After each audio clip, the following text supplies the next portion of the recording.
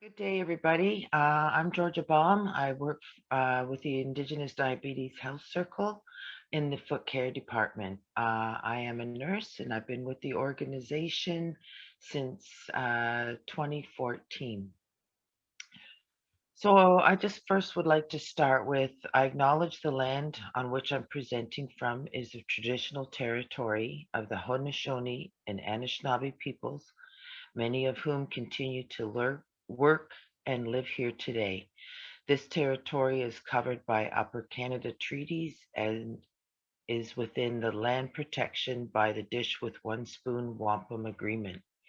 Today, this gathering place is home to many First Nation, Métis, and Inuit people, and acknowledging reminds us that our great standard of living is directly related to the resources and friendship of Indigenous people. So I just want to just state that I'm going to be doing the diabetes foot care presentation for the level 1 foot care training that the Indigenous Diabetes Health Circle is presenting for you. Okay, so Module 1 is this part of the Level 1 Diabetes Foot Care course provides participants with the skills and knowledge necessary to provide community members with basic healthy foot assessments, education on preventative foot care practices, and appropriate referral process to healthcare professionals using competencies drawn from the best practice in Western medicine and traditional Indigenous methods for diabetes foot care prevention and management. So modules 4, 5, and 6 are as follows: basic foot care, foot assessment, and preventative foot care model, building your workshop for self-care teachings.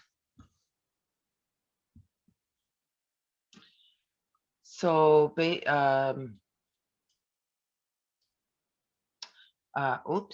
sorry. So by the end of this section, participants will be able to understand the basic foot anatomy and most common disorders encountered by foot health practitioners, demonstrate an understanding of the complications associated with diabetes as it relates to foot health, identify and describe the cornerstones of prevention for limb-threatening complications related to diabetes, and recognize the importance of preventative maintenance and appropriate referrals to allied health professionals for all clients with diabetes. So here's some foot facts. Foot problems are a major cause of injury and death for people with diabetes. Uncontrolled diabetes can result in foot infections, complications, and potentially lead to the need for an amputation. Management of foot health requires attention to 3 areas of concern: blood glucose levels, blood flow to feet, and foot wound care.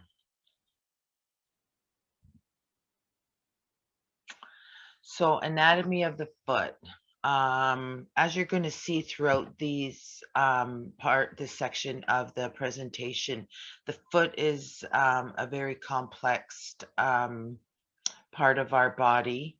It has 26 bones, which is 25% of the bones in our whole body. It has 33 joints and over 100 muscles, tendons, and ligaments. So something that is really important for you to know is that tendons connect muscle to bone. The Achilles tendon, which runs in the back of the leg, is the largest and the strongest of the tendons in our feet. And ligaments connect bone to bone. Very important in stabilizing the joints of the foot. So the feet are flexible structures of bones, joints, muscles, soft tissue that leads us to stand upright and perform activities like walking, running, and jumping. And so the foot is divided into 3 different sections. There's the forefoot, which contains the 5 toes, or they're also called phalanges, and 5 long bones that are called the metatarsals. And then there's the midfoot, and this is a pyramid-like collection of bones that form the arches of the feet.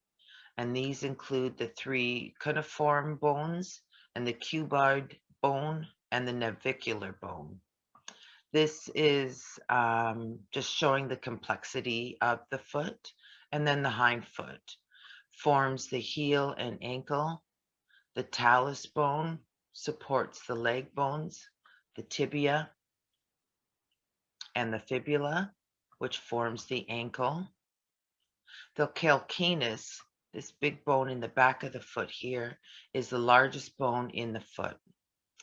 So muscles, tendons, and ligaments run along the surface of the feet, allowing the complex movements needed for motion and balance. The Achilles tendon, which runs in the back here, connects the heel to the calf muscle and is essential for running, jumping, and standing on your toes.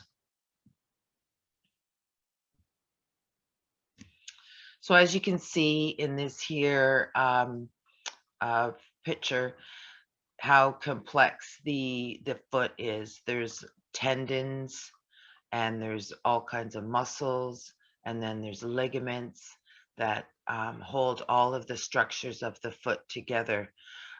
These pictures here are mostly just to let you know like the complexity of the foot and how intricate it is. So along with that, we have some major arteries of the foot. This is a really good to know, this here dorsal pedis artery that runs through the top of the foot here. This is where we'll be finding one of our pulses. So this is a big artery that comes down from the heart, and right at the top here, you'll be able to find one of the pulses we'll be searching for later. And also like on the inside here, the medial plantar artery here, which kind of goes around to the side of the foot, will be another place that we'll be looking to find pulses in the foot. So, as we mentioned, pedal pulses of the foot. There are 2 major pulses to palpate when doing a foot assessment. And that one is the dorsal pedis, like we said, is on the top of the foot, and the posterior tibialis behind and slightly below the ankle bone on the inside of the foot. So these are really important to know and to remember, is the dorsal pedis and the posterior tibialis. When performing pulse checks of the feet, it may be difficult to feel and require practice. This is an area that you may want to ask for assistance or confirmation from another healthcare professional. And these are really important to understanding the health of the person's foot that you're checking. If unable to find these pulses is a good indication that the foot has been compromised with blood flow. So checking for the pedal pulses, as you can see, right at the top here, you're going to use your fingers, not your thumb. Our thumbs already have a pulse in them, so by using your thumb, you might actually end up feeling your own pulse. So you're going to use the tips of your fingers on the top of the foot, and for the posterior tibialis is behind and slightly below the ankle bone on the inside of the foot. So just back in here, there's a major artery that you'll be able to palpate on a healthy foot. These pulses may be weakened, and you might feel very weak pulses or nice bounding pulses going through there. But we'll talk more about that throughout the training. And as you can see, there's lots of nerves that run through the foot. This is like, this is really important to understand, is like the complexity of the nerves. And because the nerves are a part of feeling in your feet. Nerves also help like with the moving of the muscles and the tendons and holding the structure of the foot together. So the primary nerve is the tibial nerve and enters the sole of the foot by running behind the medial malleus and supplies sensation to toes and sole of the foot and controls the muscles of the sole of the foot. So here you can see it kind of runs down the back of the leg and under some other structures. So some information on foot alignments. So a lot of times you can tell, you know, a lot from looking at people from behind and getting them to stand and put their feet together.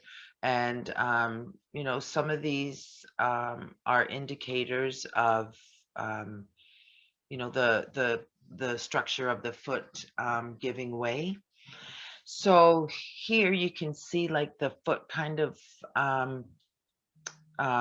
bending or kind of forming out. And this is called supination. So some of the indicators that would show supination is a high arch. So people with a really high arch. Ankle has a tendency to roll out during balance and dynamic activities. And generally you'll see on the person's shoes, if they've had them long enough, that the shoes are worn on the outside of on the outside of the shoe. So possible shoe type would be a cushioned shoe to help kind of straighten that. This here second one is neutral. So you can, this is like the more normal neutral, how a leg should look from behind. So you see no exaggeration in a footprint. Heel is able to maintain vertical position dynamically, and old shoes are worn between the first and second toe. So possible shoe type would be a neutral shoe. And you'll see this also, this third one is the pronation, where the feet bend inwards. And this typically, when looking at a person's foot, you would see a flat arch. Ankle has a tendency to like roll inwards. And old shoes will be worn on the inside. So this foot type would need a supportive control shoe to help put the foot back in alignment. So every person with uncontrolled diabetes is at risk for major foot complications. So the main word in this here is uncontrolled. Is having like high blood sugars for a long period of time. So complications can be caused by high glucose levels over a prolonged period. Is peripheral neuropathy, loss of protective sensation, and you'll see this throughout the presentation. And the acronym for that is LOPS. So that is loss of protective sensation. Charcot foot, which we'll talk about more throughout the presentation, or other foot deformities. Poor fitting or improper footwear, is one of the bigger reasons for foot problems and existing foot and nail issues, which we'll get into more throughout the presentation as well. So diabetic neuropathy, peripheral neuropathy, there's 3 different types of neuropathy. So there's sensory neuropathy, autonomic neuropathies, or motor neuropathies. And you could have a combination of one or all of these. And these are caused by high glucose levels for an extended period of time, high triglycerides, cholesterol, excessive body weight, smoking, high blood pressure, and a sedentary life. So high blood glucose causes damage to the nerves that go to the arms, hands, and feet. A foot with limited sensation cannot relay pain messages to the brain, so a person may not be aware that foot trauma has occurred. So this is like the loss of sensation, feeling hot and cold, pain sensation, and things like that. So there's this increases the risk for foot ulcers and amputation related to the loss of protective sensation, and again, LOPS. Any trauma to the foot, like blisters or calluses, have the potential to become limb-threatening injuries. Subkeratotic hematomas. This is blood leaking into a callus and may signify the presence of an ulcer underneath that callus. So we'll get into more description of these possible foot problems. So as we know, we have nerves that run throughout our whole body. What I want to kind of focus on here is over a period of time where somebody is living with very high blood sugars, the effects to the nerve. So in these photos here, this is a healthy nerve, and this is the unhealthy nerve. So if we think of a nerve as like a cord, a cord from your TV or, some other electrical device, it has that plastic coating on the outside. And if that plastic coating becomes compromised and the wire on the inside of that cord gets exposed, you can get shocked, it can short out, your electrical device won't work properly. So within our body, we have these nerve cells, and in the healthy cell, you're going to see we don't have a plastic coating surrounding the nerve. We have what they call a myelin sheath, which is like a fatty substance that goes around the nerve to help protect it and keep it coated.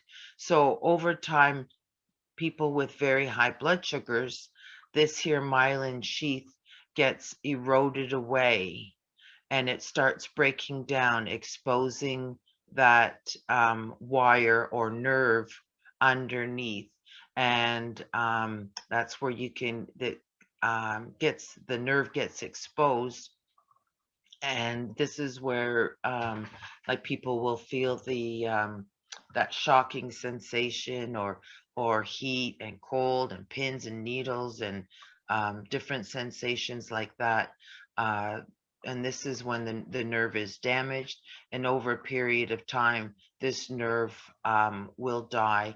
So whatever it was providing, in the foot, seeing that it's the furthest away from the heart, the damage usually starts furthest away.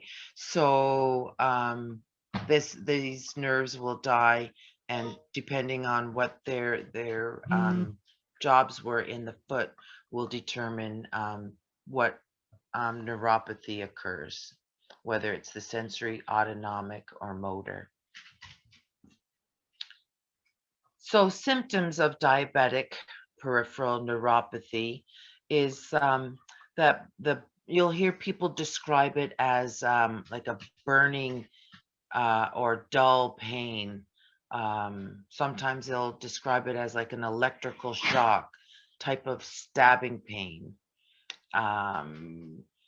painful, evoked pain, which increases over time. So here's a little bit of a better close-up of the nerve. So this is the healthy nerve with the fatty myelin sheath that goes around it. And here you can see the breakdown of that myelin sheath and exposing the nerve underneath. So some of the negative symptoms of peripheral neuropathy is numbness. Like if you ever wake up and your feet, you know what we say, have fallen asleep, or your hands have fallen asleep, that's that numbness, that kind of a dead feeling. Hypoalgesia and hypoesthesia. So these are like not feeling like anything, like you don't feel touch, you don't feel hot or cold, you know, you don't feel anything. And this occurs over time, so it's very it can be very slow and subtle, and sometimes people don't notice it at all until certain tests have been performed. And we'll talk about some of those tests too that we can do to test for that. So the sensory, so we talked about the 3 different types. So there's the sensory, and this is where people will lose the pain sensation in their foot. They'll unnoticed trauma, like things can happen to the foot. You know, we've seen where people have, you know, stepped on, you know, rocks or beads or glass or other things, and they start working themselves into the foot, and it goes unnoticed. And then the progression of that lesion goes unchecked unless people are inspecting their feet regularly. Callus formation, the tissues can become necrosis, which means they die, and damage beneath develops, development of a cavity filled with serous fluid, which can erupt into the surface, resulting in an ulcer formation. So that's basically just like the loss of like pain, heat, and cold, things like that. So the autonomic neuropathy is the foot becomes enabled to sweat. So the skin and provide the body's enabled to provide moisture to this area. So the skin around there will become dry and brittle. You may see fissures and cracks. And once the skin's integrity becomes compromised with, you know, cracks or fissures or things like that in the skin, there's potential then for infection to enter the body, and you know, ulceration and infection and gangrene to set in those areas. So the third type is the motor neuropathy. So this is the weakness and wasting of the intrinsic foot muscles, the body's inability to maintain its shape. So muscles become weak, ligaments tense up. So this causes foot deformities, and with the foot deformities will become like an abnormal gait. So that's an abnormal way of walking, which will then cause pressure and disrupt the normal way of walking, which then puts pressure on certain other parts of the foot, which at that point then can cause an ulceration. So in this here picture, you can see like the foot starting to be deformed. The toes can deform. We're going to get into a little bit more of that as we go through. So the at-risk foot for ulcers and amputations. So there's a complex interplay of factors. Usually when the foot gets to this state, there's reduced blood flow, which is this vasculopathy, motor neuropathy, sensor neuropathy, autonomic neuropathy, and immune dysfunction, just because like there's not the blood flow, the sensation is gone. There's a lot of things happening at this time. So, basically there's a loss of sensation, the skin is drying out, there's pressures on different other parts of the foot caused by the deformities. Skin can break down.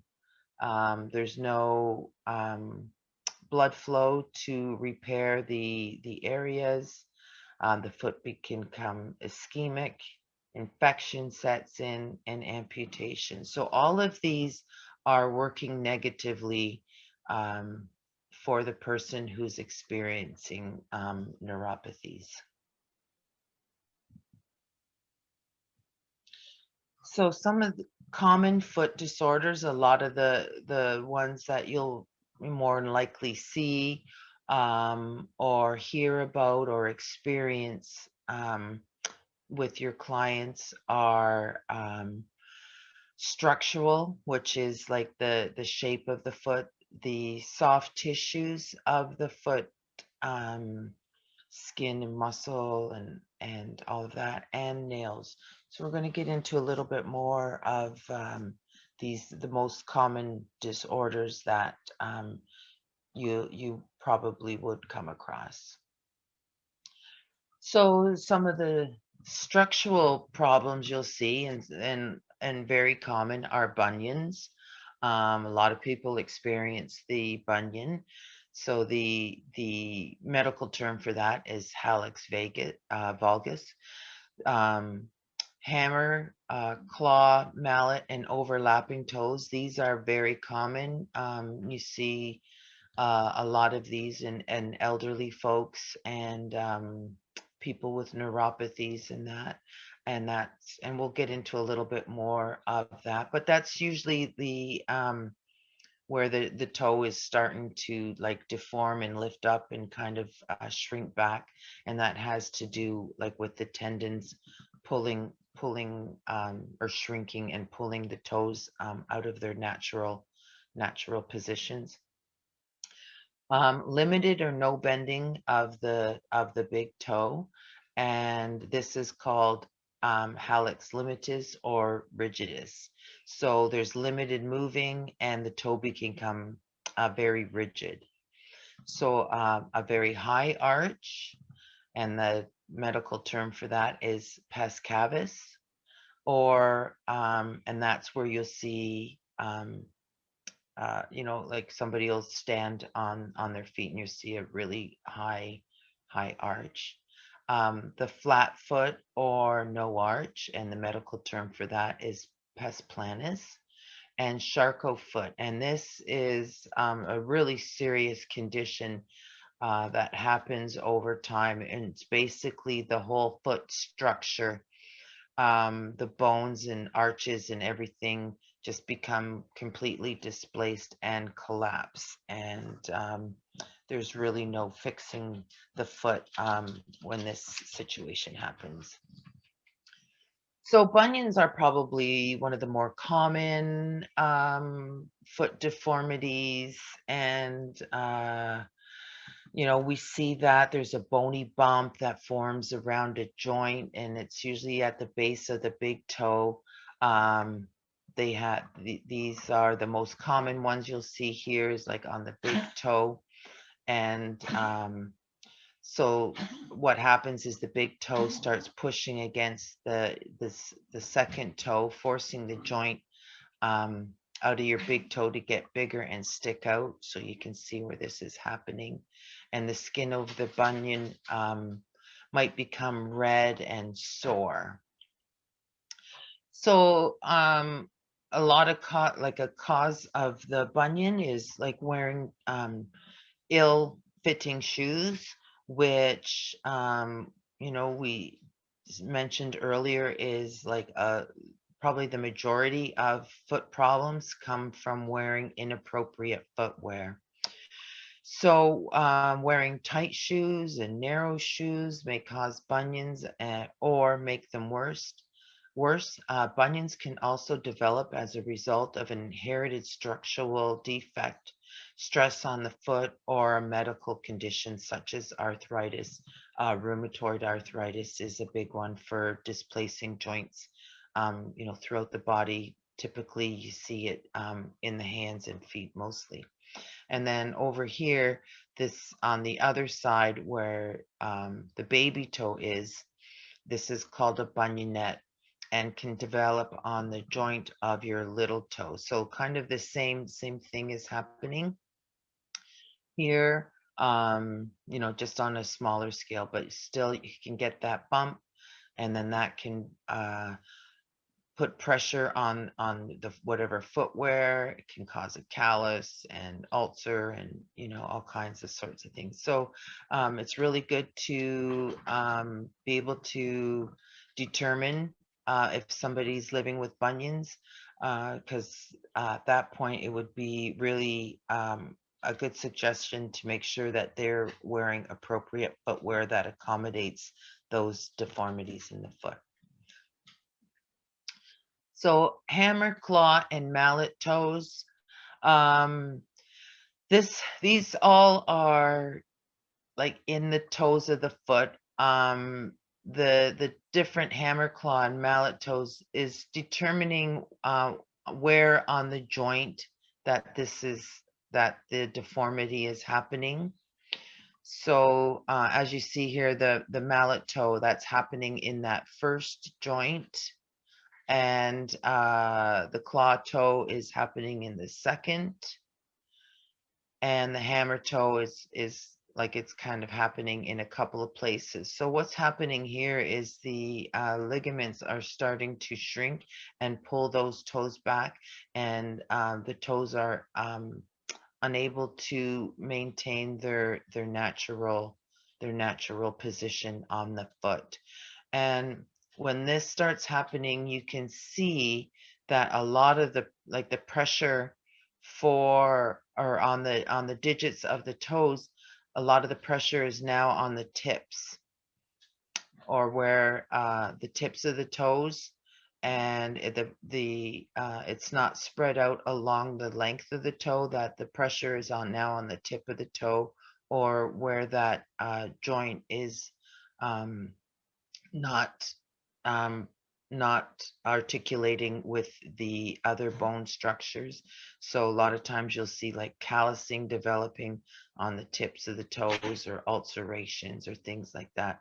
So this is really good to be able to note when doing a foot assessment, as these things can lead to major problems and amputations in future. So, getting the appropriate footwear, orthotics, offloading devices, and that for the person, like within their shoe and in their shoe wear, is really, really important at this time. So limited joint movements of the big toe. We did kind of mention this a little bit earlier. So this is where the Hallux Limitess and rigidus. So sorry, a disorder of the joint located at the base of the big toe, which causes pain and stiffness in the joint. With time, the big toe gets stiffer and more rigid. So this here you can see is the normal. Typically we can do this, just by, wiggling our toes up and down and back and forth. Um, we can, or, manipulating it with our hands, to ensure this motion. So over time, what can happen is the toe becomes very limited. The big toe becomes very limited in its motion. It's not able to move like this, that it becomes limited.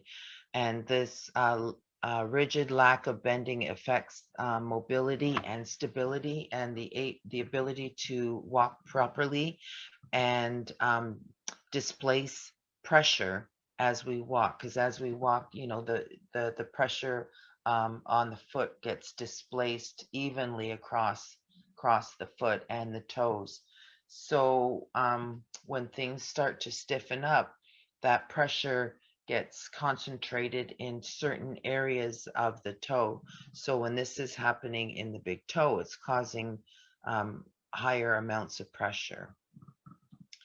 So causes are linked to the degeneration of the bone, cartilage, and ligaments, and this is from motor neuropathy. So arches will fall, over pronation of the foot. So other causes could be linked to like arthritis, overuse, hereditary injury, arthritis, and genetics. So treatment of this is orthotics, footwear, physical therapies. And a lot of this, we can do ourselves over time too, is keeping the motion of the foot, every day, like, lifting your toes and, bending them up and down and splaying them, opening and closing and things like that, and manipulating them with our hands to keep the mobility in our toes. So here we can see the different arches. This first foot here is like what they would call a natural arch. This here foot here is showing a very high arch or supination. And then this here is showing like a flat arch, and this is hyperpronation. So like some things to keep in mind, if this is somebody's normal arch, high arch, flat arch, somebody can naturally have an high arch and somebody can naturally have a flat arch. The thing we want to remember, though, is when these change. If somebody throughout their life has always had, let's just say a normal arch, and then, at some point in their life, their foot becomes flat, well, that's a change. So, that needs to be noted, and that would be a deformity. And some people, as we know, are born naturally with a very high arch. So if that high arch starts to fall and they become, the arch becomes flat, well, that's a change. So, we got to remember, kind of where the person is starting from and what their normal is. So a deviation from normal would be something abnormal. So like I said, if somebody's always had a normal arch and things change, then there needs to be further investigation and looking into what's causing these changes. So the Charcot foot, this is fairly very serious. So and what happens during this process, the inside of the foot begins to collapse, And there's many causes of Charcot foot, but the primary source is nerve damage to the foot, where the foot's unable to maintain the shape of the foot, and basically the muscles and the bones and everything just basically collapses, and you'll see a big change in the structure of the foot. There'll basically be no arch. There's a couple pictures coming up, so we'll get an idea of what that looks like. So there's nerve damage, ligament damage, and skin damage with the Charcot foot. So and this is an irreversible, and all basically that can be done is like just treatment to prevent further collapse of the foot. So here in these pictures, you can see like where all of these bones here have just collapsed and fallen into the foot. So this foot has lost its ability to maintain its structure. You can see here up in the toes that they've changed position. The bones in the mid part of the foot have all collapsed. So what happens here, there's these bones are putting pressure now on the skin. So it's very typical to see an ulceration happen right around this spot in the foot. So what basically can be done is just supporting this foot with custom footwear to try to hold the structure of the foot in place as best as possible. This becomes a potential amputation here. So we're going to now move into soft tissue. So here we're talking about, basically the skin of the foot, and maintaining the integrity of the skin around the foot. And, a lot of these are visual. So, we can see these happening quite readily if we're, looking and inspecting feet on a regular basis. So we're going to get into more detail about all of these. So we're going to talk about corns, hard and soft, calluses, blisters, fissures, infection. There's different types of infection. We're going to talk about fungal, bacterial, and viral infections, and the classification and staging of ulcers. So corns and calluses, these are very common, and it's our body's way of protecting areas on our feet that are getting a lot of pressure from, generally it's from our footwear, either the footwear's generally it's too tight, but also it can happen from footwear being too tight, too big, just not fitting the foot appropriately. So corns typically are small, circular, thick skin with hard centers, and they're mostly found on the tops and sides and in between toes, and on the soles of the foot. So there's a hard corn, and these are found in areas of already thickened skin. And then there's soft corns, and these are whitish and soft in texture. And then there's seed corns. So these look like small, little seeds generally on the bottom of the foot. You'll see these. So corns are really, really, really painful. I don't know if anybody has experienced a corn, but they can be very, very painful and debilitating just on their own. So generally the cause of this is pressure or friction, again, from ill-fitting shoes, certain types of physical activity where weight and friction from moving causes pressure. So, and the treatment of this is removing the pressure, getting shoes that fit properly. There are over-the-counter remedies one can get, and that's for corn cushion pads. So that just helps relieve the pressure. Um, Rehydration cream, making sure your foot is moisturizing, purchasing appropriate footwear. And a lot of times the foot care nurse and or the chiropodist can remove that corn. But until the problem, what's causing the corn, has been addressed, generally the corn will return. So calluses is just it's just another way our body is trying to protect ourselves from areas of high pressure.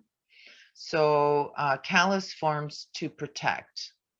They generally are hard and thick patches of skin that spread out mostly on the bottom of the feet or on bony areas that carry weight. And generally they're yellow or whitish in color. Generally they are not painful with pressure, and a certain amount of callus on the bottom of the foot is normal because we do put a lot of pressure on our feet every day. Just by standing, that's pressure. And so what we try to do is maintain that even pressure across the foot. So frequent pressure, the cause, I'm sorry, is frequent pressure or friction. Again, this is ill-fitting shoes or wearing, shoes with no socks, bony deformities within the foot. And some of those could be just natural deformities, and some of them could be, just caused by age and other factors. High levels of activity that cause pressure to the feet. Smoking can also raise risk level for callus formation. And treatment for calluses, using a pumice stone or a non-metal foot file. Well, bathing to reduce the callus. We really don't, especially for people who have uncontrolled diabetes and have started losing sensation in their feet, that we really, really, really, really don't recommend a metal foot file, because this could take off too much skin, go too deep, open open areas of the skin on the foot, which then could introduce a bacteria and infection in that. So, we want to reduce the callus, but in a safe way. Keep that callus kind of moist with a thick cream. And of course, getting the more appropriate fitted shoe. So these are just some pictures of corns and calluses where you would typically find them on somebody's foot. These are the little seed corns. There's a soft corn. This is a typical place to find a corn, and people generally will complain of a lot of pain. And then a hard corn on the outside of the foot and on the tops of the foot.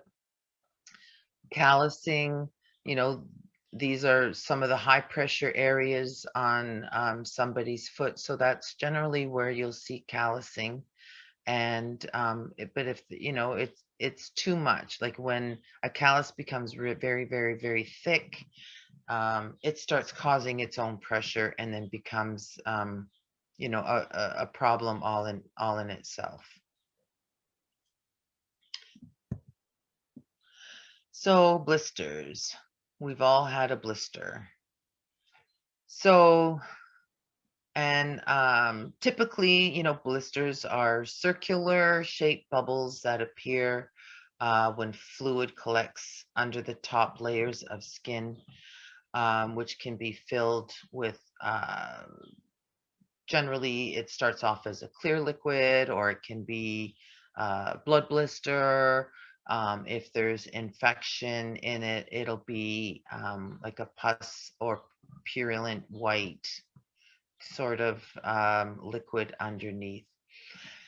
So types of blisters is the friction blister. And that's basically where, there's like rubbing, there's some sort of friction going on. A lot of times people will get them on the back of their heels, wearing new shoes. There's cold and heat blisters. If you burn yourself, the skin reacts by creating a blister to heal that area. Reactions, some allergic reactions, bites, animal bites, things like that. And they can appear as a single blister or a cluster. I'm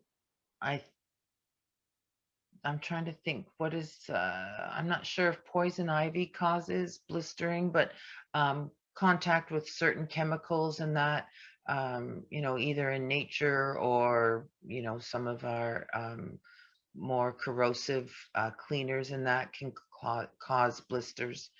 And they can, blister can itch or hurt and cause, little pain or a lot of pain.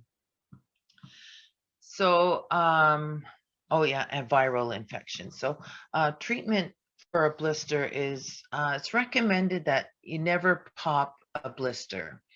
You cover the blister with a bandage, use padding to protect the blister and the skin around, trying to maintain the integrity of that blister, because over time, generally the body will reabsorb that fluid, and keeping the skin over the blister helps maintain the integrity of the skin and protecting it from any outside bacteria. So you want to keep the area protected, clean, clean and covered. So here you can see typical blisters.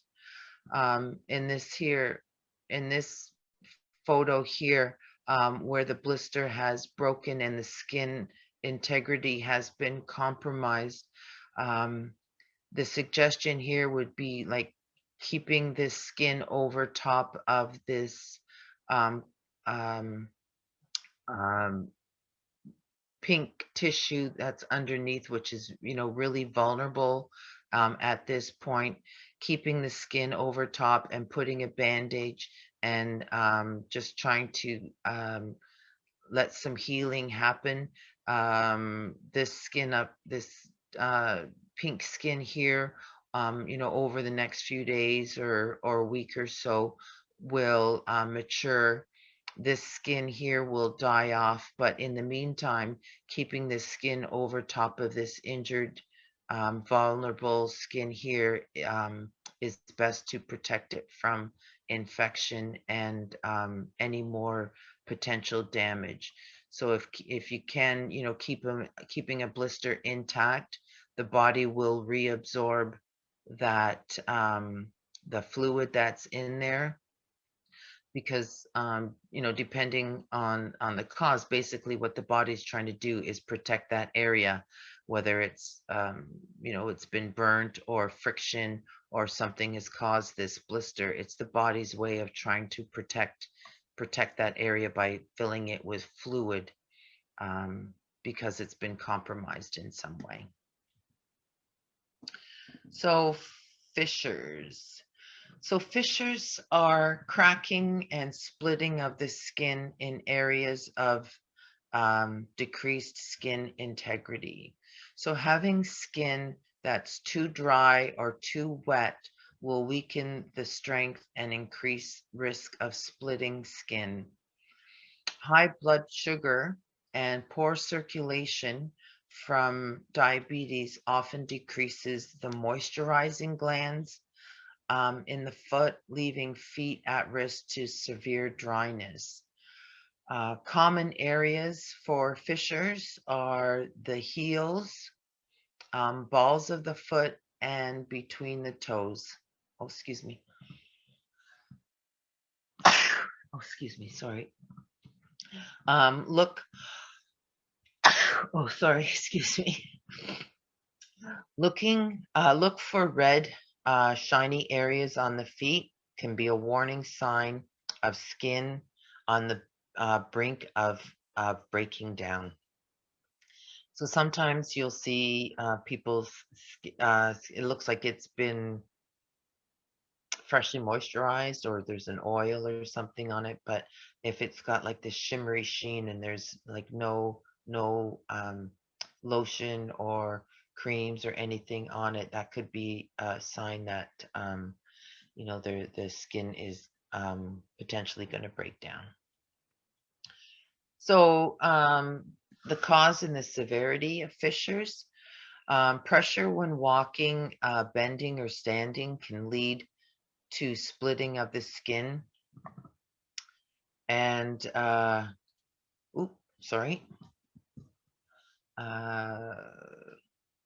develop of fissures.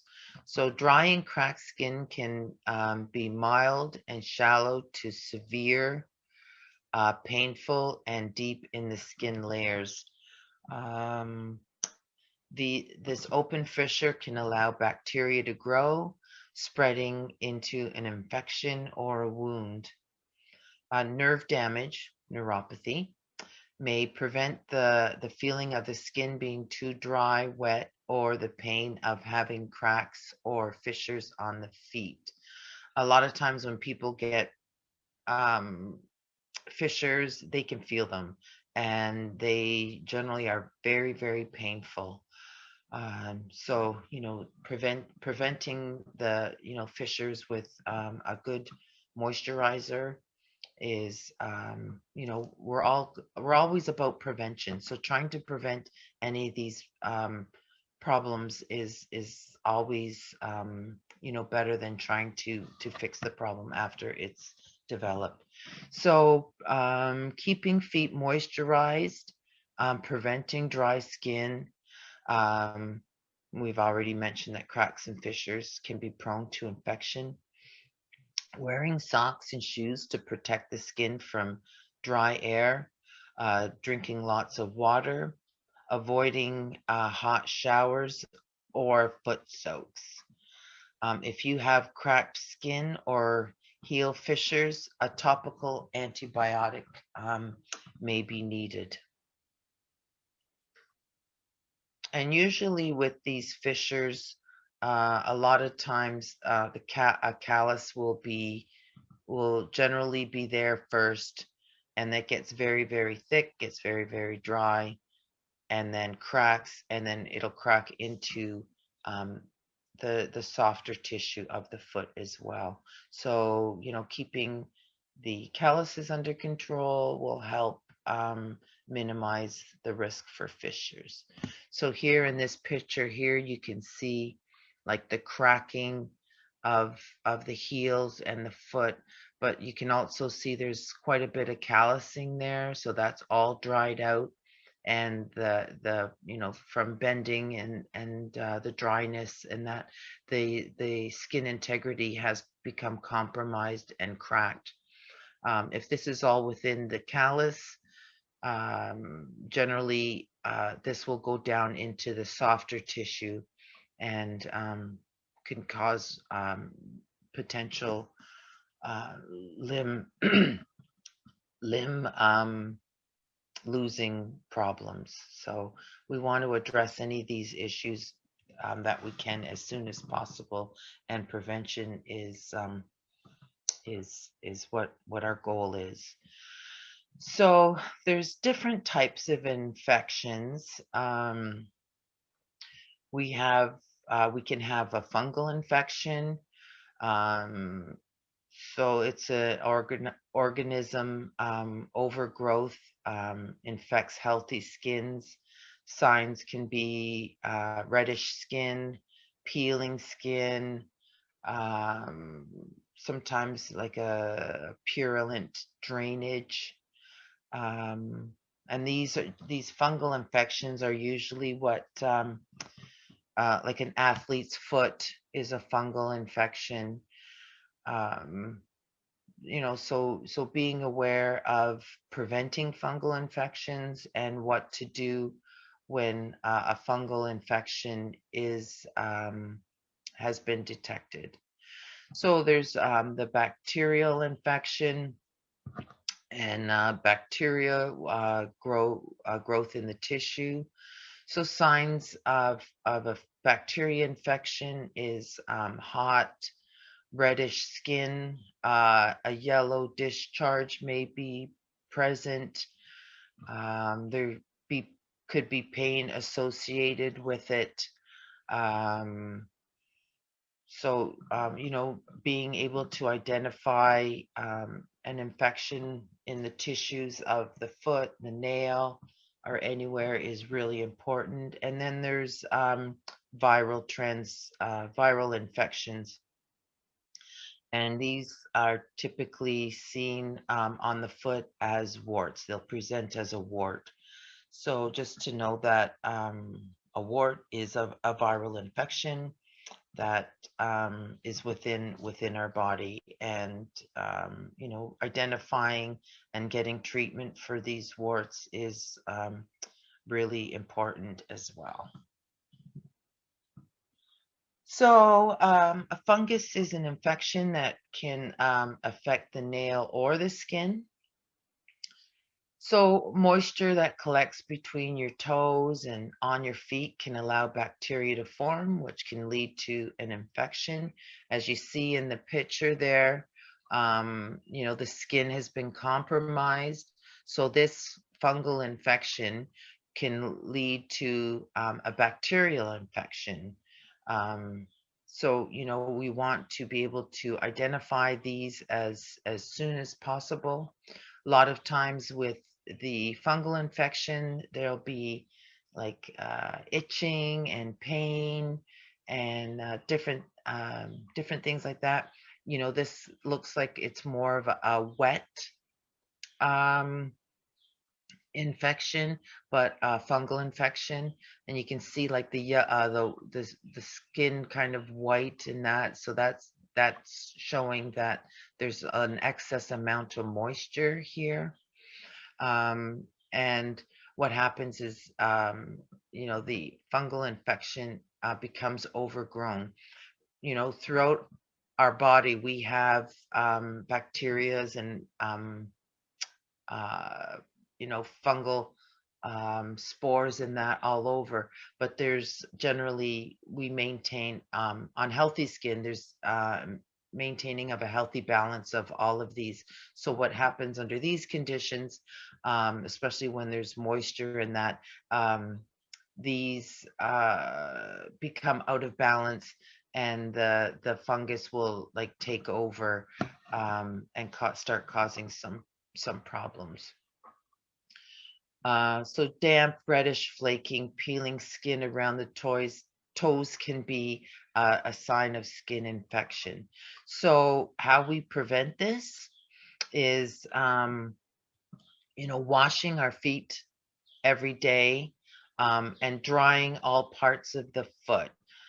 Especially between the toes. Drying between the toes is really, really, really important and vital to maintaining foot health. When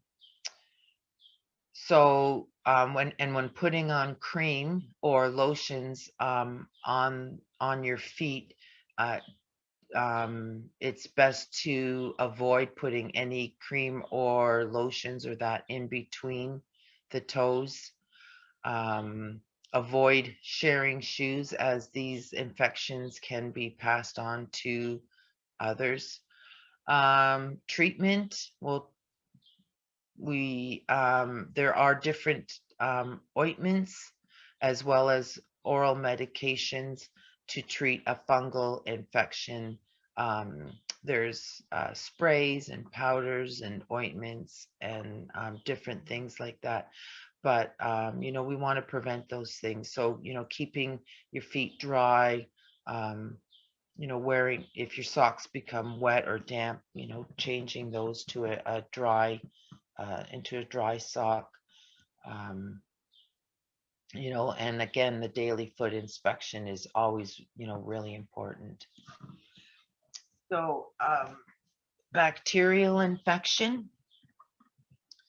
So, bacterial infection can result from trauma to the tissue that allows bacteria to grow. So the skin becomes compromised for whatever reason. Bacteria gets into the open skin. For various reasons, there's not enough blood flow, or the immune system has been compromised, or the body just gets overwhelmed with infection, and the body can't fight it. So the bacteria enters through the breakage of the skin, or disrupted areas such as dry, flaky, or swollen skin. So bacteria will multiply and spread, leading to an infection. Potentially could even include the bone and surrounding tissue. So signs and symptoms of an infection is swelling, which you can see here, and you can see here, but it really, in this picture, you can see it's red, it's swollen. It looks like, it would be hot to the touch. Depending on this person's foot health, they may or may not feel the pain of this particular infection. There be possibly pus oozing out of this infection. Sometimes you'll smell. There'll be an odor from the infection spot as well. In this second picture, you can see there's no actual wound. So the infection is all under the skin, but just by looking at it, if you were to touch this area, that it's going to be hot. And you can see that it's swollen and that it's red. And, the person may or may not be experiencing pain, depending on how much feeling they have or do not have in their foot. But these are very visual things. So this is again where that foot inspection would be imperative, to be able to see these things and address them immediately. So prevention and treatment is to keep skin clean, dry, and hydrated, prevent and or address any breakages of the skin with antibiotic. If an infection is suspected, follow up with a health professional immediately. So this here one is an obvious wound, and you can see like there's discoloration, almost like a purplish around there. So that's quite obvious that some sort of medical intervention or something needs to be done. This one here is a little bit more subtle. This almost looks like maybe like a cellulitis, or something else is going on in the tissue of the skin. The skin is not has not erupted into anything, but this is definitely an infection that needs to be addressed as well. You can see that there's been a line drawn here. So what they're doing with this line is watching to see if this infection is spreading. So this could potentially lead to like a major blood infection, cellulitis, of the foot and the leg. So with this line, they monitor the infection and how quickly it's spreading, or if it's spreading at all, and just um, uh, kind of maintained to this area. So viral infections, and these are, basically the warts. So they're referred to as plantar's warts because they're found on the bottom of the feet. So the bottom of the foot is called the plantar part of the foot. So, warts found on the bottom of your feet are called plantar's warts. So they typically are flat, and they got like a rough, lightened skin, and lot of times you'll see like black dots in the center, usually between 1 to 10 millimeters in diameter. They can spread like all over the foot, and they can get bigger, and they can cause pain as well. So, basically it's the human papilloma virus, which is transmitted by skin to skin contact or contaminated surfaces, at the gym, or public pools, or, even private pools, where other people have walked who have um, warts on the bottom of their feet. They can leave behind the virus, and it can be easily picked up, by going into the shower, or walking in somebody else's uh, you know areas where they have left behind the virus. So the treatment of this is covered with a Band-Aid or tape, and referred to as chiropodist for treatment. So this is something good to know, that a foot care nurse is not able to treat a viral infection, a wart. This is done by a chiropodist, family doctor, some sort of professional, where they have extra training in how to deal with a viral infection.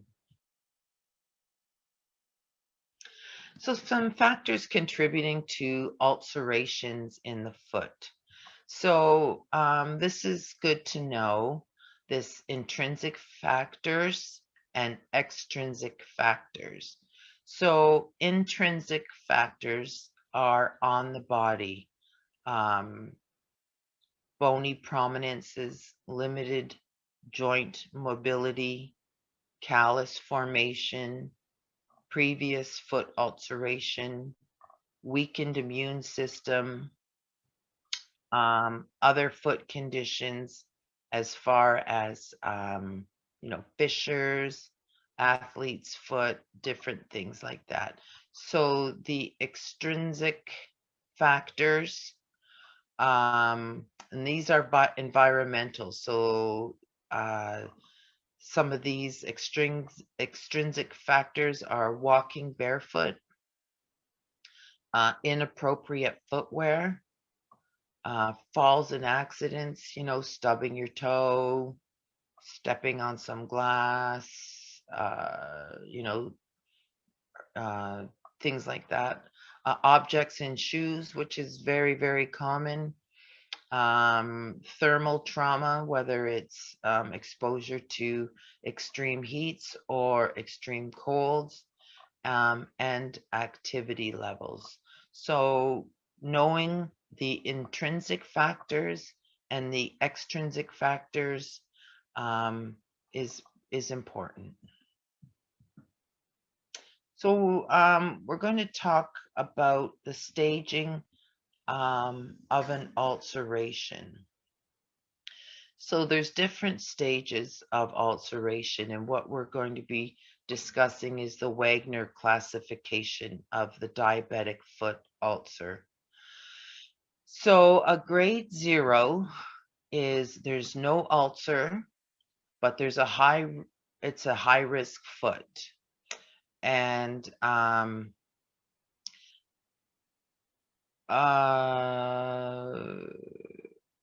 so we identify this patient with a pre-ulcerative lesion, healed ulcer, or the presence of bony deformities. So although, there's nothing really obvious happening on this foot, the skin is intact. It looks, the color is good and things like that. Um, there might be some redness of the skin. There looks like there's a callus here and there's a bony deformity. So this here has this foot here has the potential to progress into different stages of ulceration only because of these underlying conditions that are already here. And it can be prevented.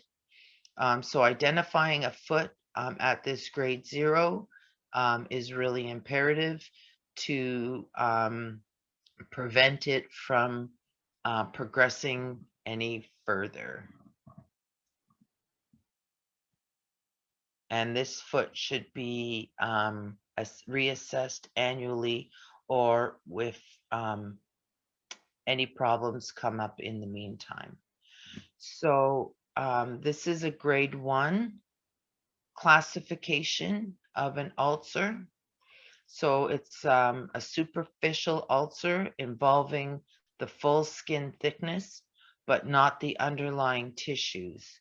It does not extend into subcutaneous tissue. So this it's basically just the top layers of skin, and they determine it's a superficial shallow ulceration, and there's going to need to be interventions at this time, protecting of that ulcer, probably like with some sort of a dressing or padding, switching footwear to decrease the pressure that would be put on this particular area, and to be reassessed every 3 months.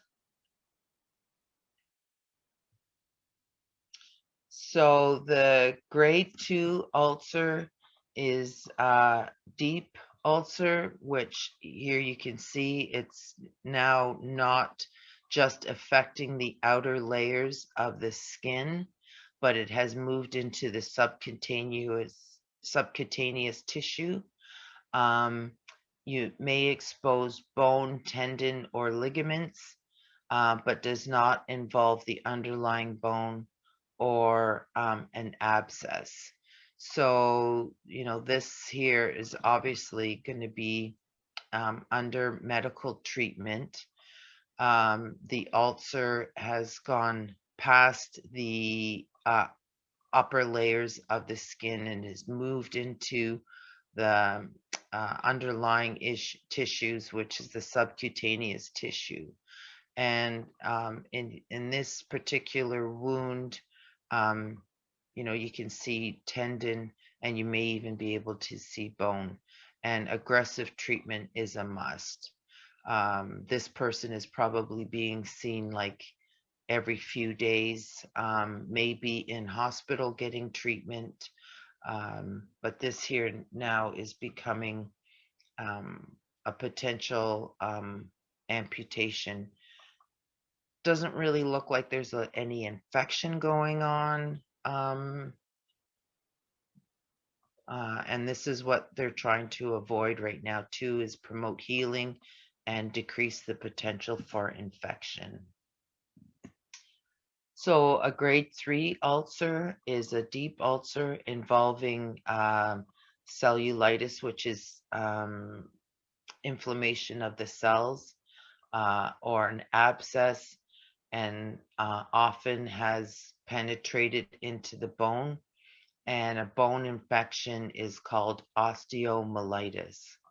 So here you can see it's, it's gone very, very deep. There's infection of the bone. There's been um, toes that have been lost, and the chances of, losing the foot or potentially the leg is very, very high at this stage. So a grade 4 ulcer is one with gangrene of a digit or localized gangrene. So localized gangrene of toes and forefoot. Here you can see, excuse me, the blackened area around the toe. And this is indicative of gangrene. And this toe will need, oh, excuse me, this toe will need to be amputated or even like part of the foot. Depending on the type of gangrene, sometimes because what ends up happening is, the skin dies, it becomes almost kind of like a scab, and sometimes they just leave it and the toe itself will fall off. So depending on the type of gangrene, you will hear wet gangrene and dry gangrene will sometimes determine their treatment plan. So here, this is a class or grade 5 ulcer, involves gangrene of the foot, and will require amputation. There basically is no coming back from this. So they're going to have to do amputation, and it would be, I would think, even above this area here that you can see. Probably, hopefully for, this particular person, it would be below the knee, but, the doctors also have to determine, when they cut or do an amputation, that there is appropriate healing for that person. So, below knee is great for a prosthetic. Above knee is a little bit more challenging, but the thing to keep in mind is, and the importance of, is the person, and where the most appropriate healing will take place. So factors that may impact skin integrity and wound healing is glycemic levels. So, that's, basically, blood sugar levels. People who have diabetes can live healthy with diabetes, maintaining those normal blood sugars, keeping them within the normal parameters. It's a challenge. It needs vigilant thought as to foods you're eating, activity, stress level, medications, and all of these need to kind of work together to maintain the healthy blood sugars and keeping them within normal ranges. So a lot of what we're talking about here is prolonged high blood sugars over an extended period of time. This is not like just, one day having a high blood sugar. These are blood sugars that people have had for a long period of time.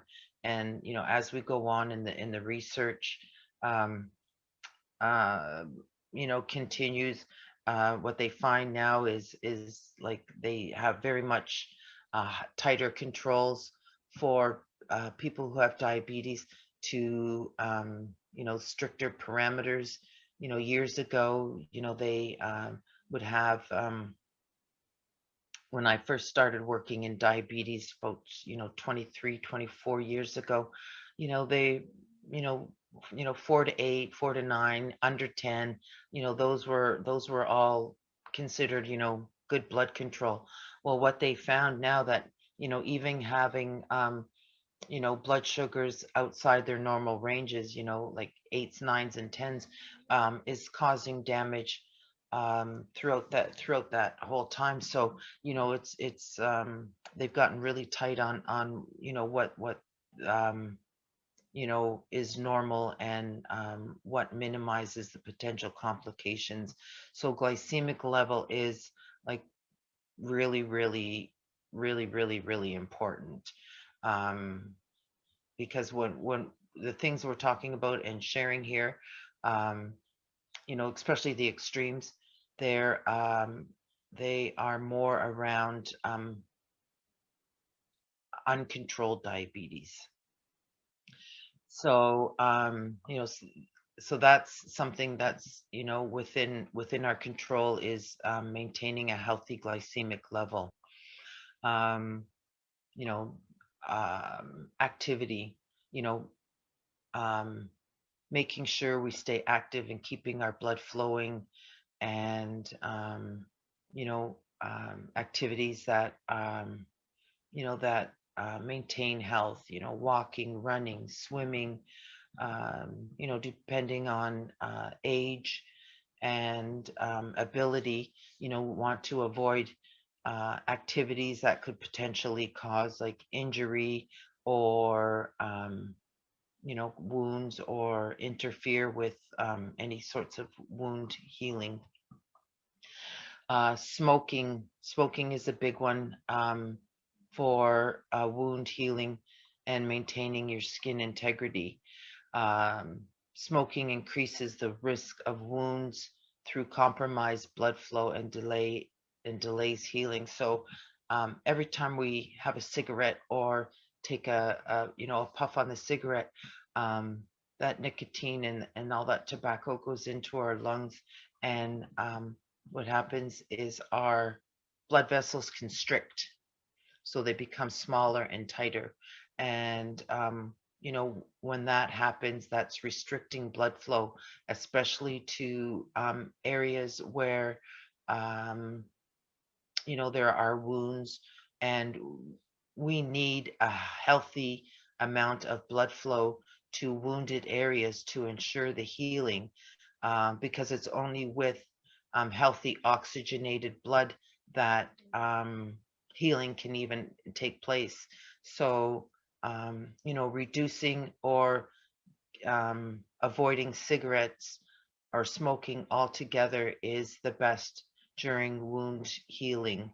And if quitting smoking, or I don't even like to say quitting, but stopping smoking um, altogether is would be really essential to promote appropriate wound healing.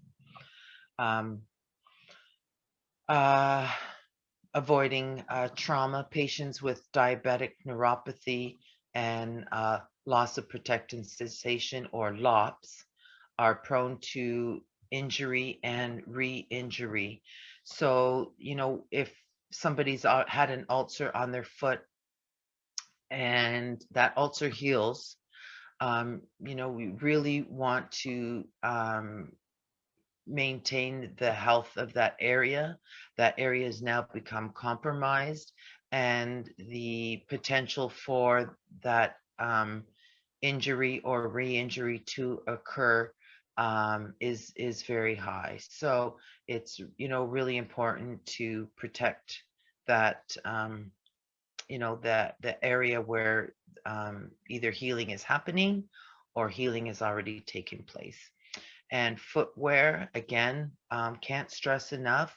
Ill-fitting and inappropriate footwear increases the risk of skin breakdown, and could interfere with healing. So, footwear is probably one of the more important aspects of preventing problems, um, and maintaining appropriate foot health. So factors that may impact skin integrity and wound healing continued.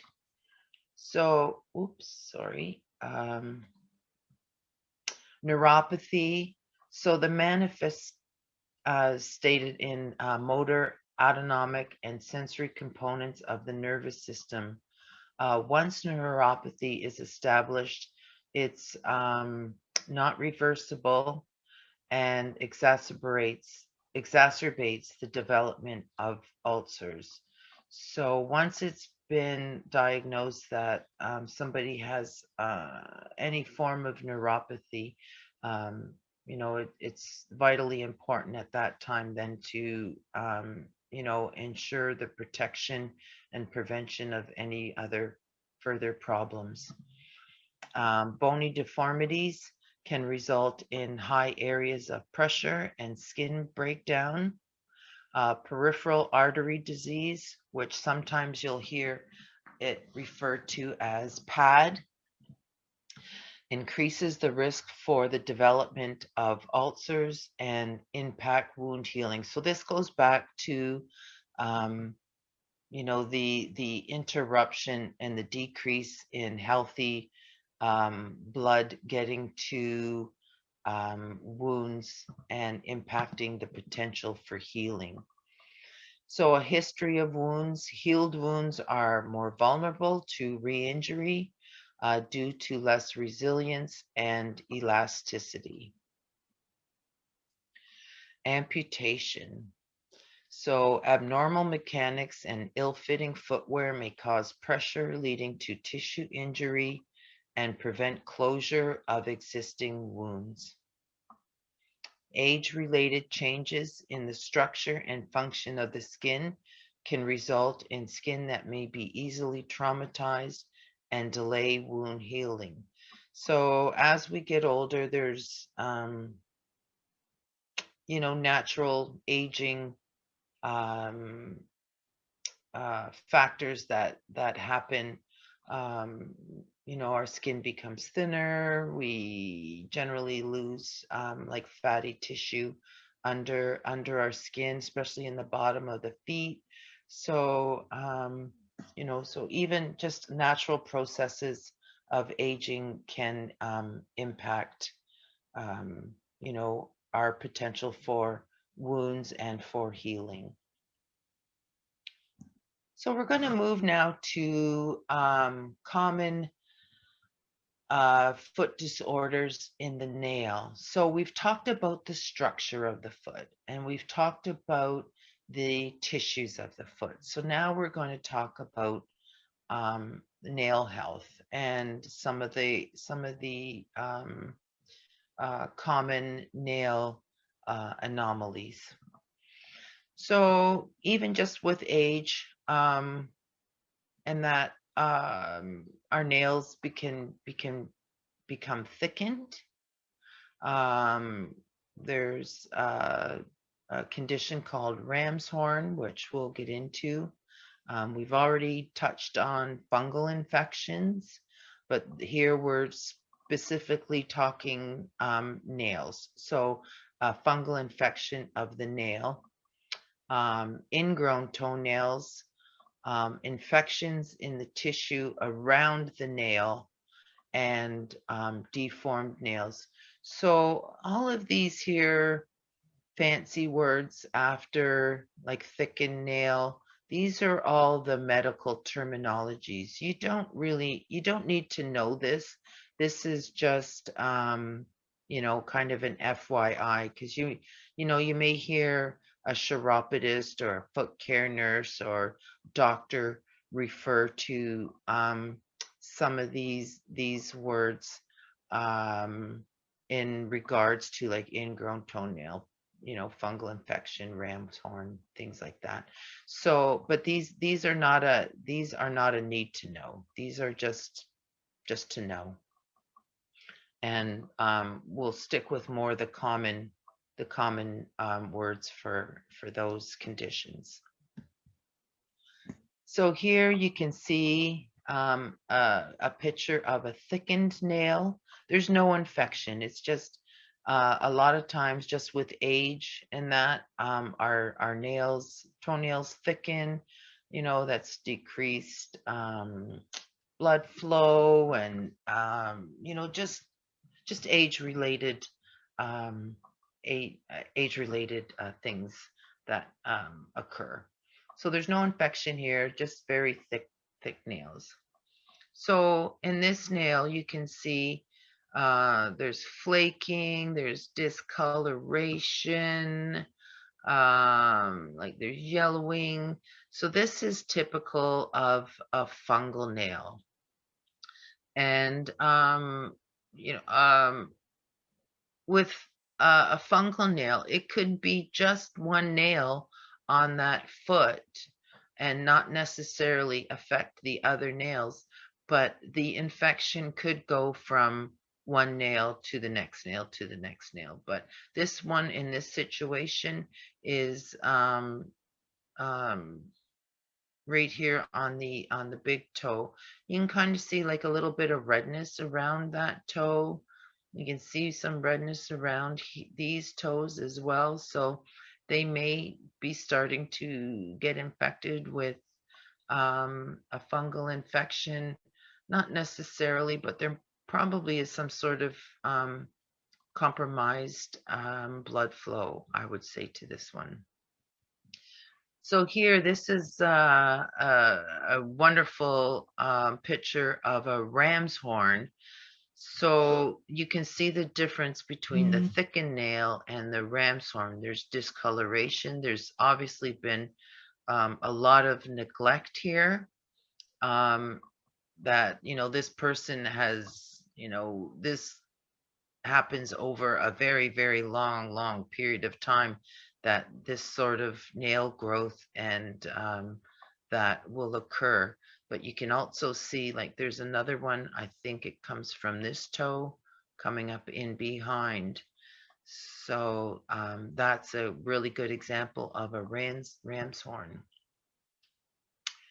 So these are just kind of pictures of the progression of like a fungal infection. So here you kind of maybe see just a little bit of something starting here.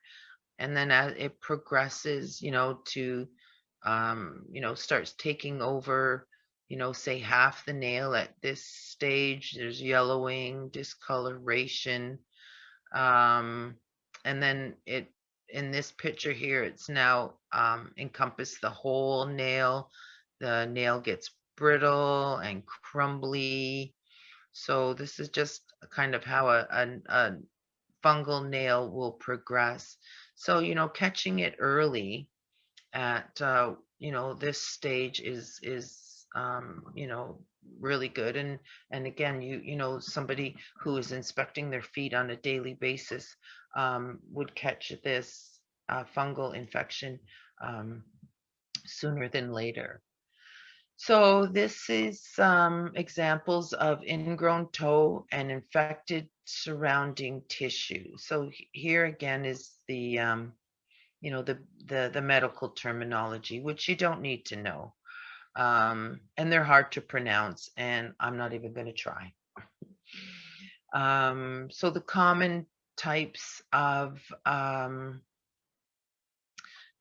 surrounding tissue, ingrown and infected nails. So here is a normal nail. So this here's, typically what you want to see, a flat nail, pinkish tissue, healthy, warm, no redness, no swelling. So this is mild infected tissue.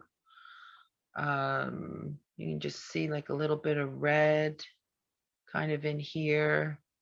This is moderate. You can see just like a thickening of the skin here, and the toenail kind of growing down into the skin. This one's like be a mild ingrown toenail. This one is becoming much more serious. You can see, and you'll see this in some some of the people that you work with. This can become really serious. You can see it cutting into the skin. This can cause infections and all kinds of pain, of course. and other kinds of problems. And this here one, this is like, I myself have never seen this particular type of ingrown toenail. But you can see where that could potentially cause somebody lots of problems. In these pictures here, you can see where the nail has grown into the skin, has compromised the skin integrity, has allowed bacteria to get in, and is infected. And this here toe here, you can see like there's a lot of infection, a lot of swelling, a lot of redness. You can see the purulent, you can see the drainage that's, a little bit of blood in there, some pus. These would be very, very painful for somebody. So the reasons these conditions happen is, sometimes the nails get cut too short, and the front cut onto a circular arc. Shoes, and typically for women, fashion is a big thing. So we'll try to get our feet into shoes that typically are not meant for the human foot, with a very high heel, which then causes a lot of pressure. You can see like all of that pressure is gone down onto the toes, and that puts a lot of pressure around the skin when the nail can, like, because the skin is being pushed around the nail has basically no choice but to grow into the skin. And then here you can see, the pointed shoe. So, that's not the normal shape of a human foot. So, putting your feet into shoes that go very, very narrow is an unnatural way for the foot to conform. So this is going to cause pressure on the toes, which could increase the potential for ingrown toenails, and then of course infection and other potential problems. Engaged in the work, standing and walking, standing for long periods of time, especially in ill-fitted shoes, can cause problems, infections, ingrown toenails, and of course weight gain, and during pregnancy, that's a lot of extra pressure on the feet, and particularly the toes. So it's really important that we cut our toes straight across and not too short. Make sure we wear appropriate footwear. And if we're having to stand and walk for long periods of time, that footwear becomes very important. And maintaining a healthy weight. So lots and lots of information. So where do we start? So we like to start at prevention, and the cornerstones of prevention. And this is something you'll need to know. This is, basically, where we start with the identifying of the at-risk foot, regular inspection and examination of the feet, education for your clients and for family, the routine wearing of appropriate footwear, and treatment of pre-ulcerative signs. So a lot of this is things we've already talked about, but we'll start putting into action. So as frontline workers, it's really important for you to be able to identify the at-risk foot. So, doing a foot assessment with a client is really important. And, during that inspection or assessment, sorry, um, you're going to be wanting to ask questions of the client, especially like, is there anything new, anything different? Because we always want to go from, what their normal is to things that they may have noticed that have changed, or things that you learned throughout this course, um, and identifying potential problems at their earliest stage. So you want to be instilling in your clients that regular inspection and examination of the feet is really imperative. So to inspect all foot surfaces, foot structure, nails, and document this finding. So during your assessment of your client, these are the things you're going to want to keep in mind: is inspecting all the foot surfaces between the toes, tops and bottoms, the structure of the foot. Are there bunions? Are there toes out of place? What state are the nails, and documenting the findings. Education for client and family. Inspect feet using a mirror and daily. You're going to um, want to instill washing instructions and moisturizing for your client and family. So for routine wearing of appropriate footwear, and I've just mentioned many, many times throughout the presentation so far about wearing appropriate footwear. Not that it, not too big, not too small.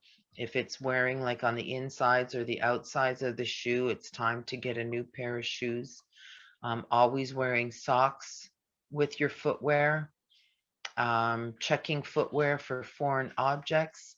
A lot of times we've heard stories where somebody's put on their footwear, and there's been like a little toy, or something has gotten into the shoe, and they're wearing the shoe unbeknownst to them that there is an object in the shoe that is causing some problems.